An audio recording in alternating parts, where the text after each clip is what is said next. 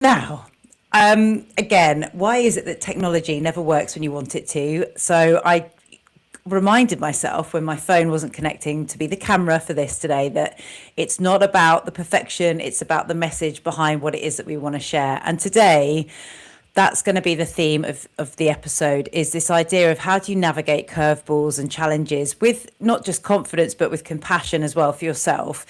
Now, I'm also going to lay my cards completely on the table. Those of you that follow me on Instagram will have seen that over the past couple of weeks, I've started talking really openly about how this experience of having a cancer diagnosis has impacted me financially. And what I'm also going to talk about today is how when we focus solely on the money being a driving factor in business and career, we're coming from a place of real fear, often of running out of it or not having it. Now, when you work for yourself, I mean, you've always worked for yourself, and then you navigate a big life change like becoming a parent or even a breakup, and perhaps it's that you're going through something like a breakup, having been in a job, and there's lots of other things that are destabilized as a result. So, for example, when I went through my divorce, I was working at the time.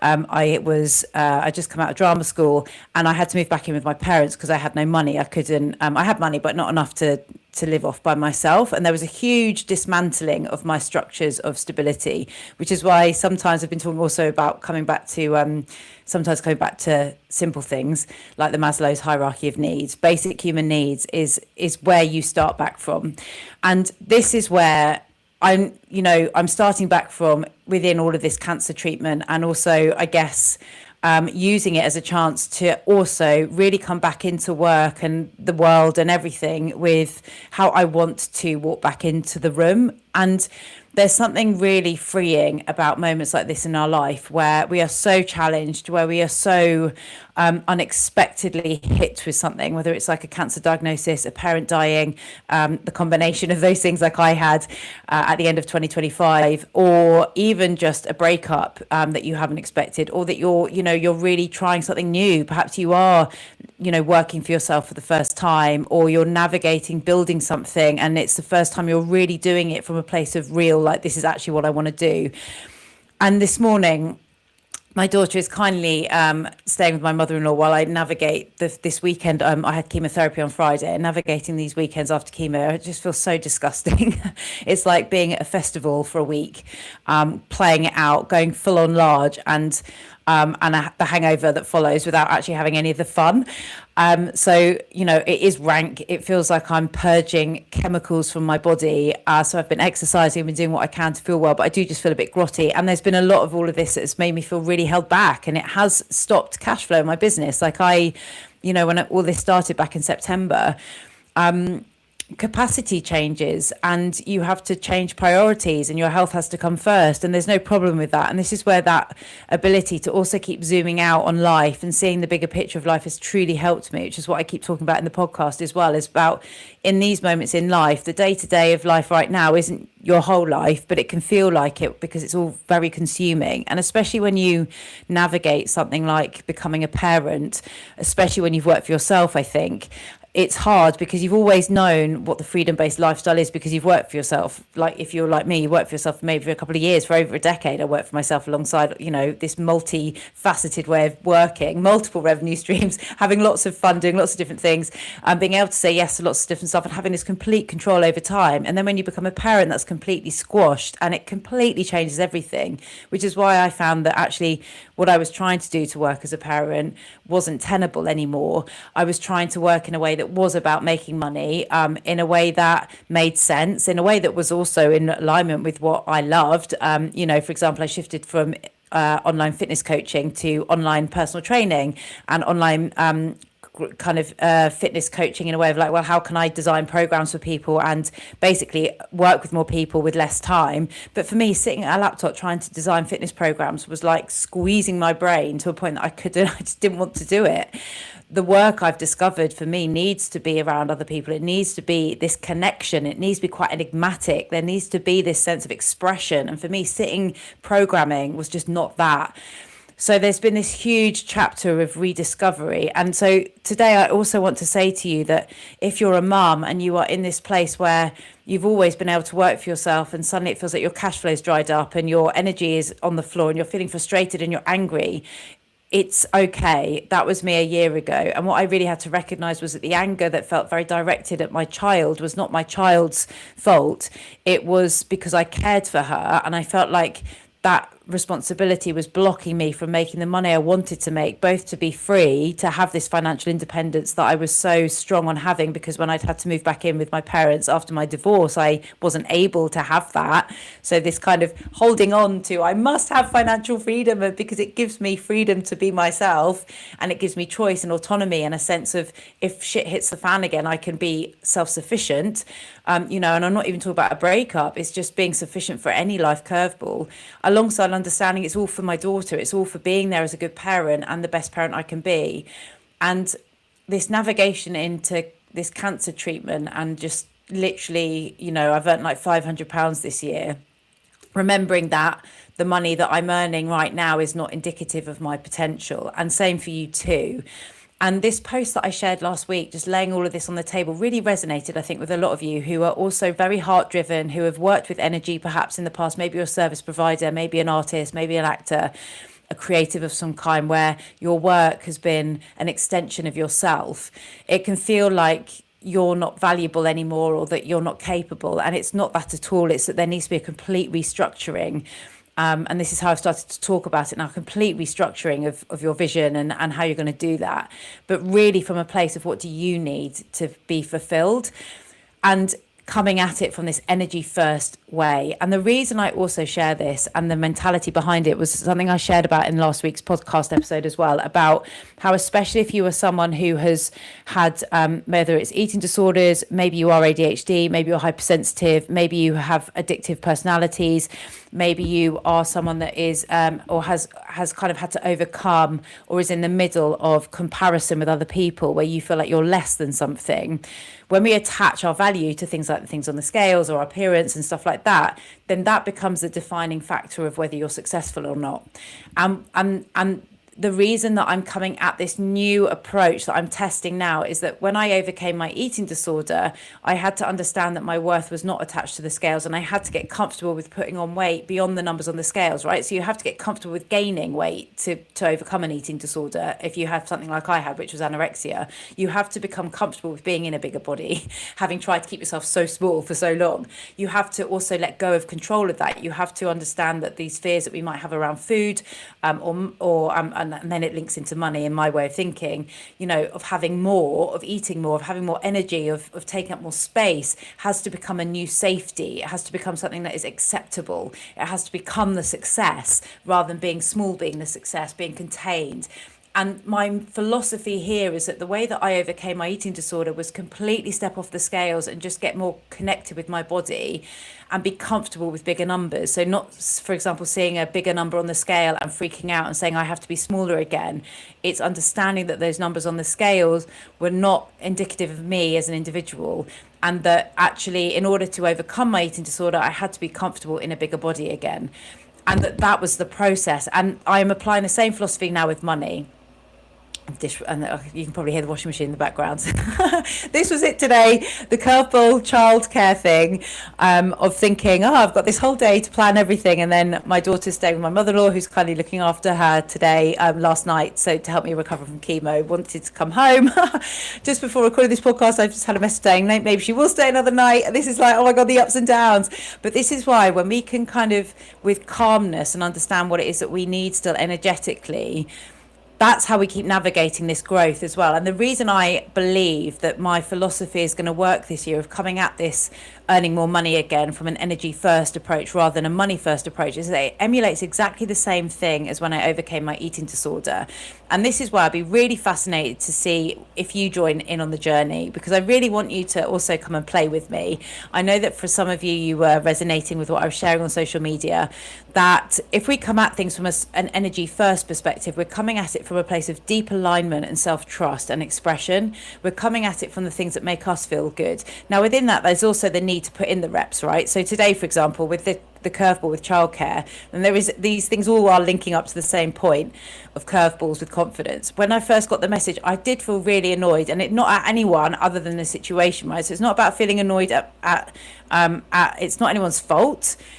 Though it's not, but it was really important to recognize the annoyance at feeling like I'd had this time taken from me. Because if you don't recognize that annoyance, it becomes about the child. And then that frustration gets put into the relationships that we have in our homes and our relationships with our partners, which is why allowing the frustration out to then say, okay, right, what do I need to think now to still make the most of this day? Like, what do I need from this day to still feel like I've had a good day? And this helps you to get out of that victim mindset very quickly, and it helps you to lift your mood very quickly and to elevate that frustration so it doesn't just become stress and anger. Because when we kind of live in that place of high stress, high anxiety, high frustration, that's when we feel like, oh my God, I'm running out of time, running out of money, I'm not going to have the things that I want. And that drives just so much stress into the body. So the other thing is to remind you that back in September, just before I found that lump in my neck, I had chosen calm. I was done with feeling like grief and stress at the world. I was like, this is not working for me. For the last 2 or 3 years, I've just felt so stressed, grief stricken.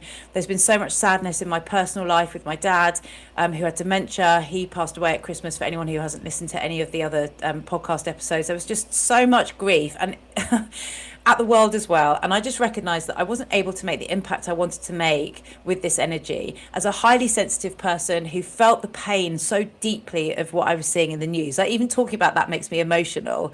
And I've been truly inspired by Jessie Buckley in all of this, who just speaks so passionately with so much emotion in her voice. Like if you listen to interviews with her, the emotion is so there. And I'm so inspired by that we can be passionate and we can show up and we can have this emotion and it can come up and then it can dissipate. And I think as highly sensitive people who are also incredibly powerful, not from a place of wanting to squash, but from wanting to really have impact and make change and to express all of these beautiful, emotional human things. It's okay that these emotions are here, but they can take over, just like stress can take over, just like grief can take over.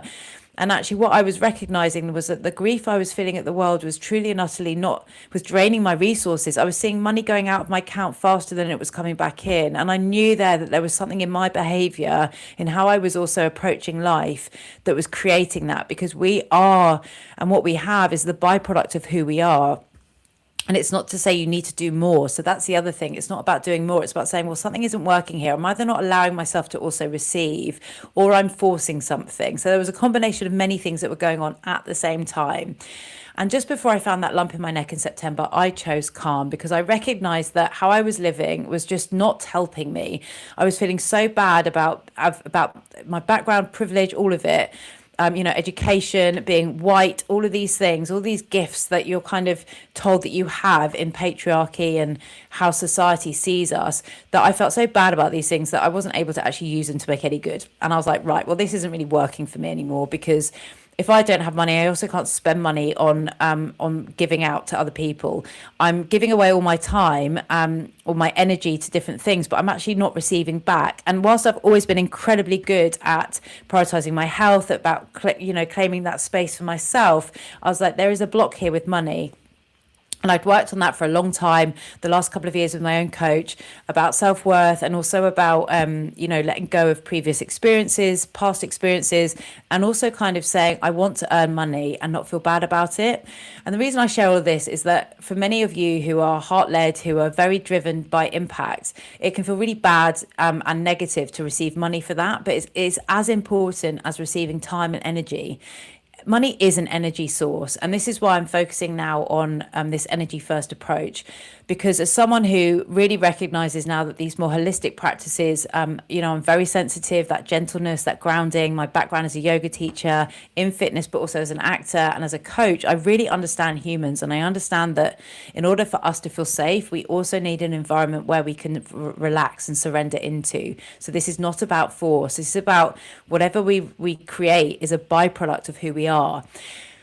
And this all links back to my theory around food and body perception and self-image, because what I really learned in feeling really great in my body and kind of, I guess, getting the body that I wanted was that I had to be comfortable with facing the fears that I had around being in a bigger body. I had to get comfortable with facing the fears that I had about seeing and being strong. I had to overcome all of those ideas about looking like a man. And I had to also really incredibly deeply work on my relationship with food and myself and alcohol. And that actually there was a lot of comfort that I have sought from food in the past, and there's also been a lot of control and restriction. And years ago during the pandemic, I wrote something called the Sterling Steps, and it was all around how I had navigated the years after my divorce, overcoming that dark time, with gratitude, with movement, with hydration, with rest, with play, with creativity, with freedom, with allowing myself to enjoy a couple of drinks here and there if I wanted to, rather than this restriction and binge cycle that I was stuck in.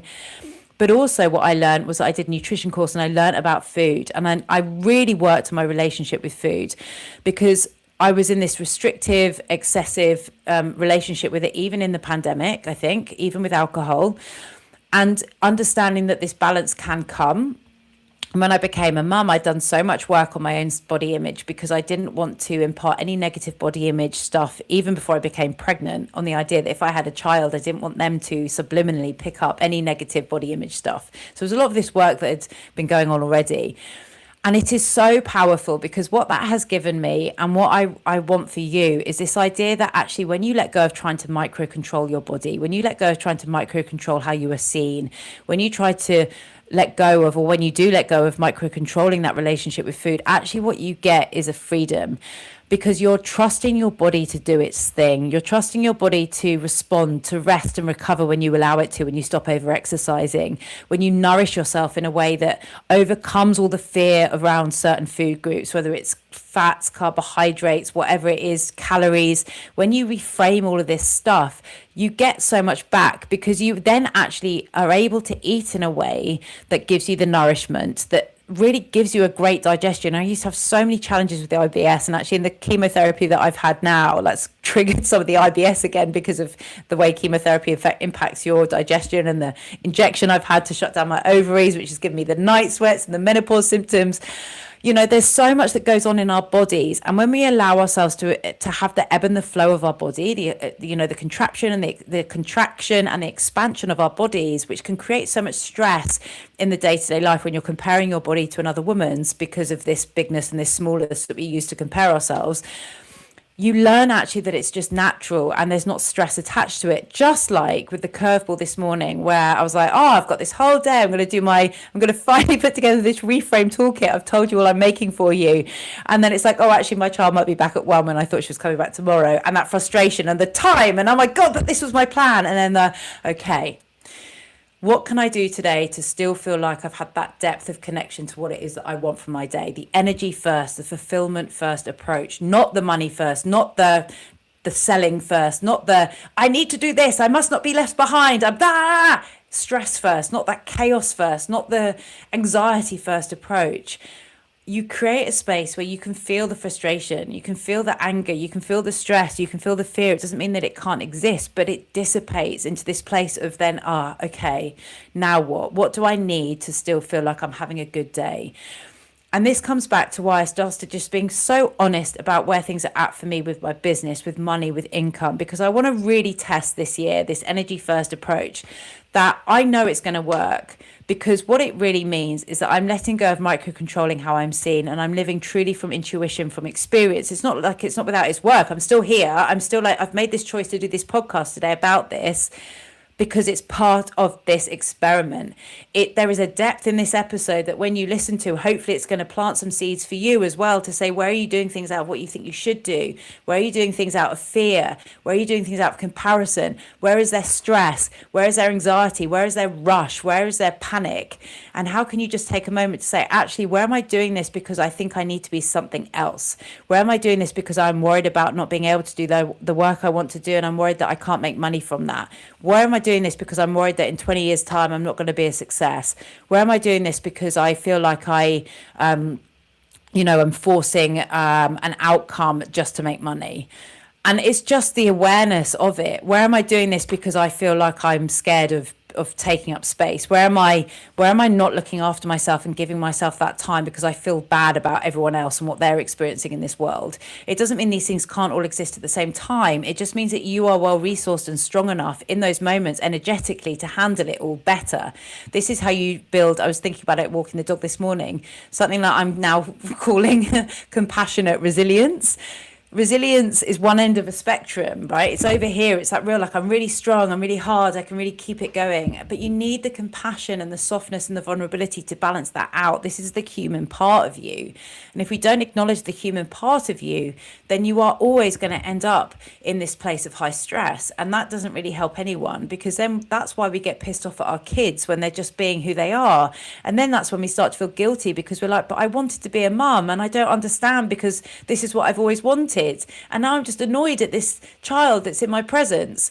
That's a horrible place to be. You don't want to feel like that. It's horrible. I have had moments like that, and it really was like, no, something has to change here. This is not okay. What am I forcing? What am I pushing? Where am I still trying to live in a way that would have worked before I had a child?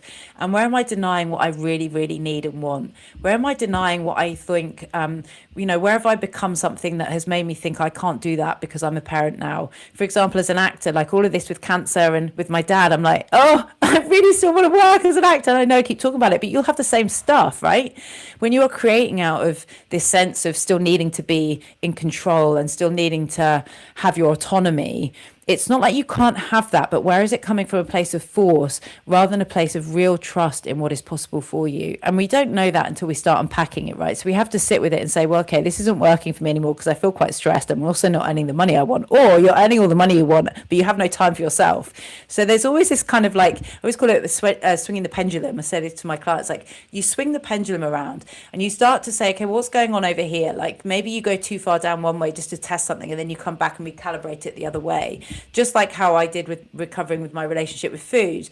Yeah, there comes a point where you need to let go of the restriction, and maybe that does go too far to being out of control. And then you say, okay, well, now I'm going to come back the other way and kind of say, okay, well, I'm going to test this. I'm going to actually track some calories and some macronutrients to make sure I'm eating enough. Okay, now I don't need to do that anymore because I'm about to step into an obsessive line. We have to be self-accountable, and it's not about obsession. And I think the thing with ADHD as well, we can get very obsessed quite quickly. So I'm always very cautious of that, and I've been scared of that because I know how hyper-focused I can be.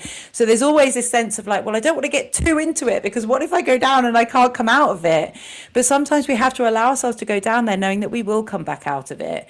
And this is why this energy first approach, especially if you have had obsessive perfectionist behaviors and characteristics before, is incredibly helpful, because I know what it does is that it really allows us to be free to explore what we want to do and who we want to be, rather than it being like, well, I need to earn this amount of money. You're going to earn that money. And so how I'm doing it is that I'm envisaging, for example, this whole thing around it is in a year's time, at the end of 2026, my experiment is, can I go from £0, because I'm literally at £0 right now, to 100k, to six figures plus, right? By the end of the year, just by living by an energy first approach. What this means is that it's not that I'm not thinking about money. It's not that I'm not being strategic. It's not that I'm not taking action. I'm not being woozy here. There's a very distinctive focus, but it just means it's going to help me make decisions like I did with food in overcoming my eating disorder. How do I want to feel in my body? How do I want to feel after eating a meal? How do I want to feel when I get dressed? That's how I overcame my eating disorder. That's how I overcame this relationship with food, to eat in a way that really made me feel good, not in a way of restriction and excessive comfort eating, for example. This is how I overcame food fears. I would see the fear of the food and I'd understand what was going on and I'd challenge it. So you've got to challenge the truth of the thoughts as well. Challenging that, like, why do I think this? Why do I think carbs are bad? Well, it's because I read in magazines that they make you fat. Okay, so why is fat bad? Well, it's not, because we need it. Okay, where does that lead into it? Well, it's because we have been seeing, the idea that you have to look a certain way to be accepted. Okay, well, what's true about that? Nothing. It's just how we're responding to what we see and we consume. So you've got to keep challenging as well what we're seeing. And then you create this sense of freedom to do what you want with your life. But it is layered, and we need to do the effort and take the effort and do the work. But not in a bad way, just in a way in how we're responding to life. And so my energy first approach with money this year is that how can I create work that I just really want to do and be open to receiving back for that with money on the same depth and on a very feeling, energetic, emotional level. Now, money is not an emotional thing. It's our relation to it that makes it emotional. That's why spending, if we go shopping, for example, because we're feeling shit and we want to go buy something to make us feel good, that becomes an emotional attachment when that's the only way that we're making ourselves feel good. That's why we get addicted to shopping. Same with food. Same with restriction of stuff. It feels like we're in control. I can't spend that on myself because I don't know if actually I need it for the future. That's the same with the fear of running out of it, right? So it's all linked. Our behaviors are all linked to the relationship that we have with everything, whether it's money, time, other people, our partners, ourselves, our bodies. It's all about the relationship with these things. And especially when you've grown up, I think being very aware of what is right in society and what is good and what is accepted, you kind of created these relationships based on that rather than yourself. So this is why when you start to do this work, you start to get able very quickly, the more you do it, to reframe a moment like I had today where my childcare plans had changed and I had this curveball and I thought, right, well, I can't now do what I want to do today. Okay, that's annoying. However, how do I still want to feel when my child comes back? I want to still feel really like I've almost had that day and a half that I now don't have. I want to feel calm. I want to feel happy to see her. I want to feel grateful that I've had this time. Okay, well, what's the one thing I can do to really feel like that? I'm going to come and share with depth on the podcast with you, in connection with you listening, to say, this is what I want to say to the world today. And then I've done my bit and I've got dressed and I've had a shower and I've put some makeup on and I feel a bit rank, but that's okay. I'll just still allow that to be there. So how can I still feel good? Okay, well, I'll drink my water and I'll eat well rather than eating shit because it'll make me feel better if just for that small moment. And it doesn't mean that there's right or wrongs. It doesn't mean you can't have, I was sitting here last night eating jelly beans in front of the TV. It's not like there are rules about health and unhealthy. This is why I'm very conscious of language, because we get very driven into, well, this is the image of health, and this is the image of unhealthiness. And then it puts everything into binary rules. And life is not like that. Life is non-binary. Yes, we can have your own guidelines, but you create those to help you feel your very, very best. And this is why the energy first approach, why I'm just being so honest about all of this, it's not without its research. It's not without 24 years of doing this work. It is a test. I don't know if it's going to work, but that's the jeopardy. That's the risk. And that's the thing, as an ADHD entrepreneurial woman and mum, I need to feel like I am then able to be there with my child, happy and energized and ready to be there with her. And I bet if you're listening to this podcast and if you're like me, you are the same. There is an edge of a depth that we need in parenthood as ADHD parents or women that work for themselves, or if you're someone that is feeling unfulfilled and you're feeling flat and grey and sludgy, that's because your edge is missing, because whatever reason you're not getting the depth of what you need from your life. This is about fulfillment. An energy first approach with money, with anything, with food, with your body is about fulfillment. It's about you feeling your very best.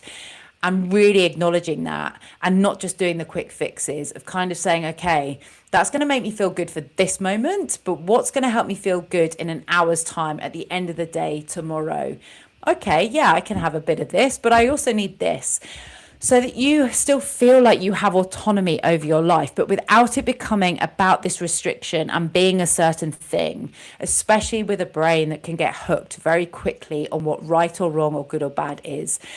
So I'm going to bring this to a close now. But, what I really hope for you to take away today is that curveballs happen, whether it's a divorce that you didn't expect, whether it's cancer, whether it's a parent dying in a year that you didn't expect them to die in, or whether it's your child coming back sooner from childcare.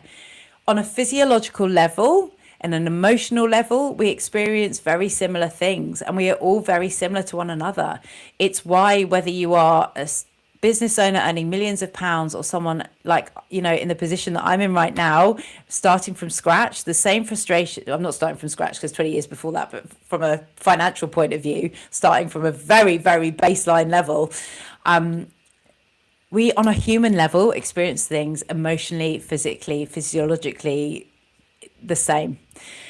And when you realize that, you level your own playing field against what you see out in the world. And that's crucial, because then what happens is you start to increase your own self-perception. You stop being this tiny dot in a massive pool of bigger fish. You become the same size as the fish around you. And that creates a sense of calm and safety in your body. And it's also to say that, when things like this do happen, it's not to say that we're not also considering the bigger picture of our life. I am only able to do this because I have savings that I'm using to fund this life.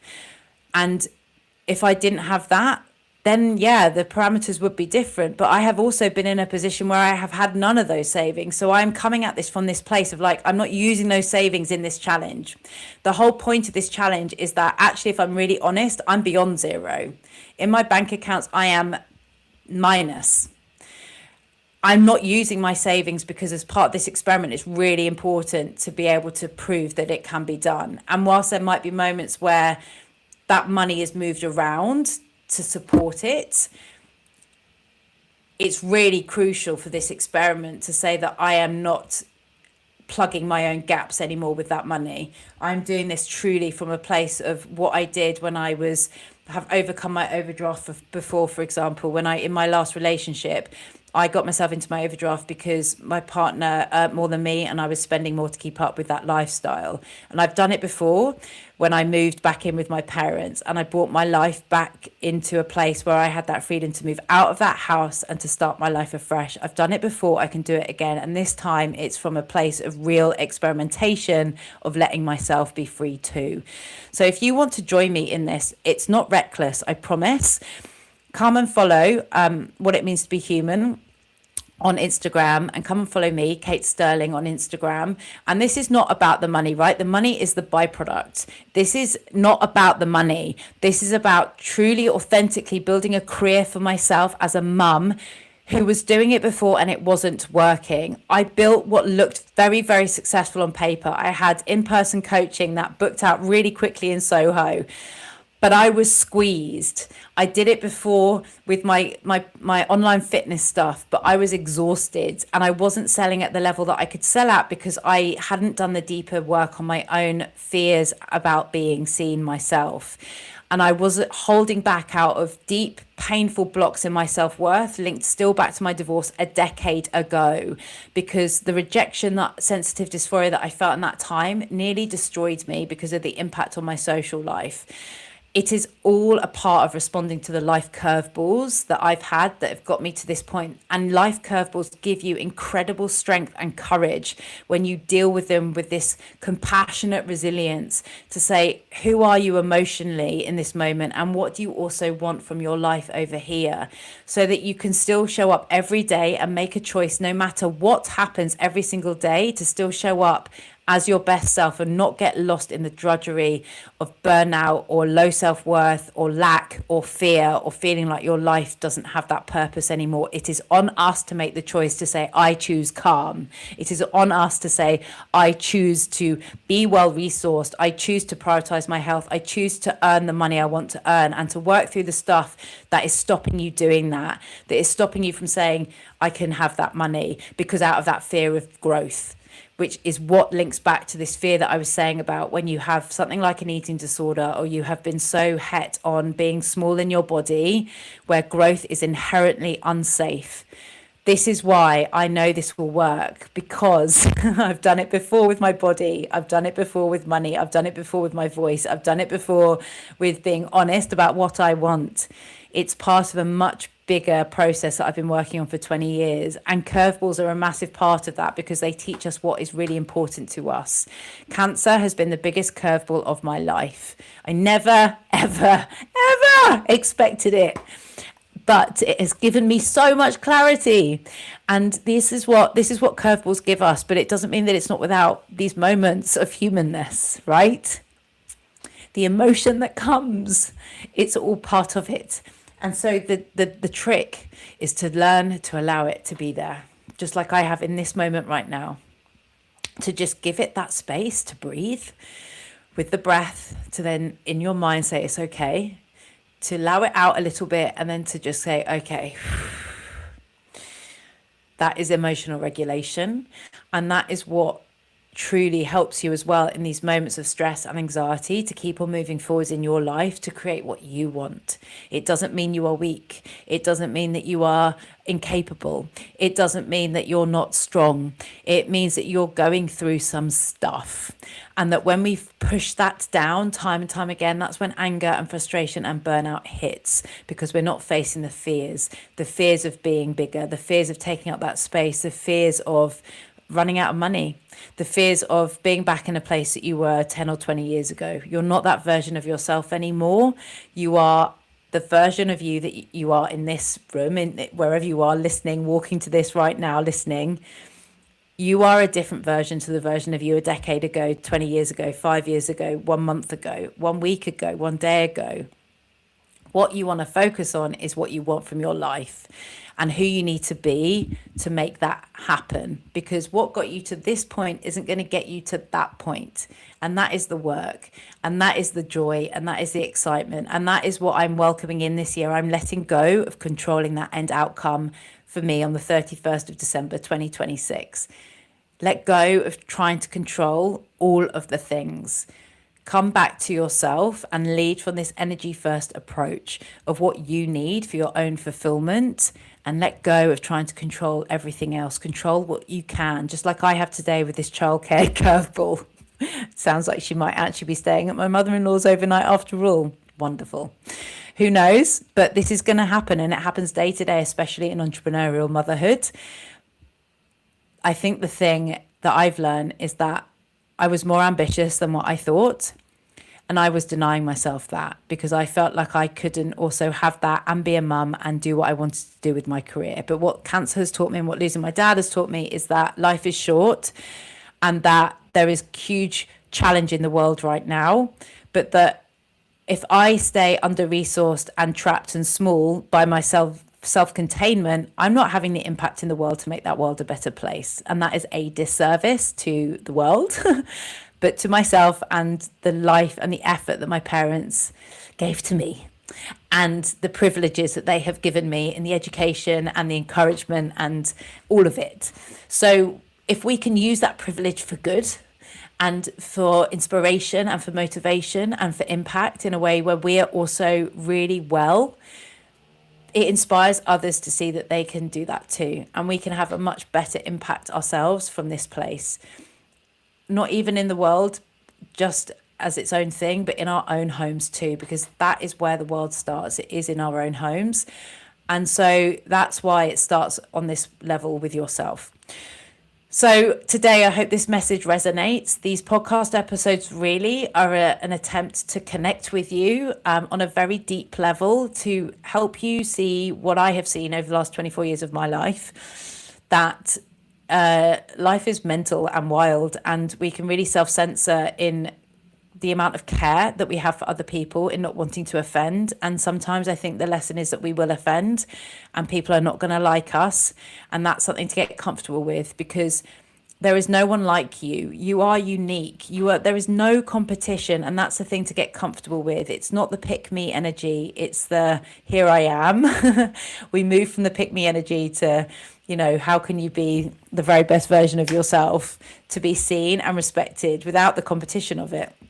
Because there is no competition when you are truly and utterly living in alignment with yourself. And it's also really great because you get to live a life that you want to live, rather than the one that you're living out of this fear of the pick me, of the lack of like, oh my God, I'm got to be the one that is seen here. Because when you stand out in that way, then people come to you. And I wrote this in my notes the other day. This is what I've just been looking for. From the pick me mindset to I get to choose.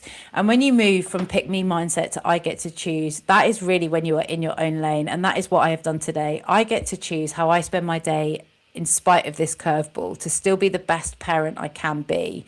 Just like I did 24 years ago on the basketball court, when in the peak of my anorexia, where I was unable to throw a ball above my head because I destroyed my strength to that level, I chose in that moment to be angry and furious with myself for allowing myself to destroy myself in such a way.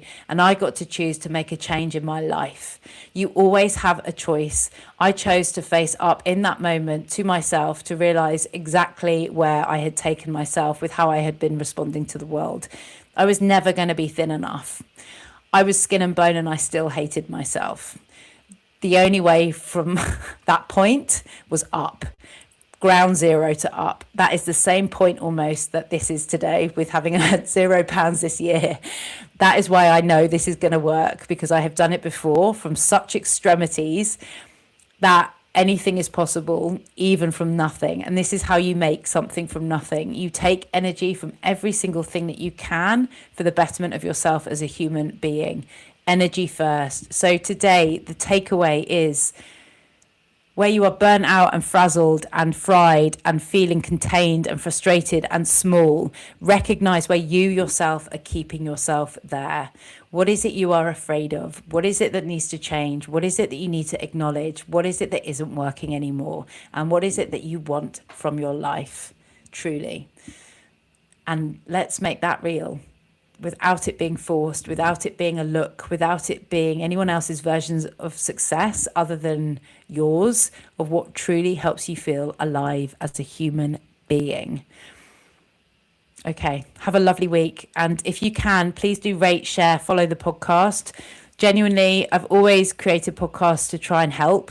That's ever only what I want to do. And your energy back in helps me to build that energy out too, right? This collaboration, it's connection. It's not just me speaking out to the world. There is a collaborative connection here that I really want to make with you. So come and say hi, come and follow me on socials, drop me a message on there, but also please leave a review for someone else who might be in this pit of a place where maybe where I was a year or two ago, where I was striving to create an idea of what parenthood and working for myself had to look like. And it doesn't have to be that way. And we can create incredible income and money for ourselves and be well resourced and have a body that we enjoy and still have the impact in the world that we want to have. And it's a very lovely place to be. And trust me, because I've been at all ends of the spectrum down this way. The depths of despair in depression and divorce, the eating disorders, the rejection sensitive dysphoria, the challenges of all of it. And I know from doing the work to get to this point, there is calm and choice and freedom and just potential for anything to be possible. And anything is possible when you believe it to be. So thank you for listening, and I really look forward to being back here next week, where I'm sure this journey will continue. Have a very good week. Lots of love. Bye.